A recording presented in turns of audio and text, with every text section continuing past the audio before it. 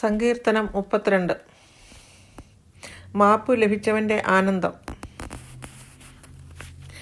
അതിക്രമങ്ങൾക്ക് മാപ്പും പാവങ്ങൾക്ക് മോചനവും ലഭിച്ചവൻ ഭാഗ്യവാൻ. കർത്താവ് കുറ്റം ചുമത്താത്തവനും ഹൃദയത്തിൽ വഞ്ചനയില്ലാത്തവനും ഭാഗ്യവാൻ. ഞാൻ പാപങ്ങൾ ഏറ്റുപറയായിരുന്നപ്പോൾ ദിവസം മുഴുവൻ കരഞ്ഞ് എൻ്റെ ശരീരം ക്ഷയിച്ചുപോയി. രാവും പകലും അങ്ങയുടെ കരം എൻ്റെ മേൽ പതിച്ചിരുന്നു.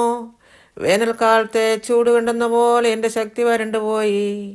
എൻ്റെ പാപം അവിടുത്തോട് ഞാൻ ഏറ്റുപറഞ്ഞു. എൻ്റെ അകൃത്യം ഞാൻ മറച്ചു വെച്ചില്ല.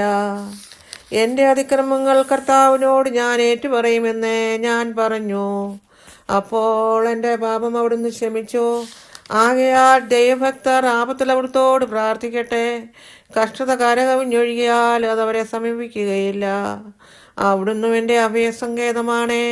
അനർത്ഥങ്ങളിൽ നിന്ന് അവിടുന്ന് എന്നെ രക്ഷിക്കുന്നു. രക്ഷ കൊണ്ട് എന്നെ പൊതിയുന്നു. ഞാൻ നിന്നെ ഉപദേശിക്കാം, നീ നടക്കേണ്ട വഴി കാണിച്ചു തരാം.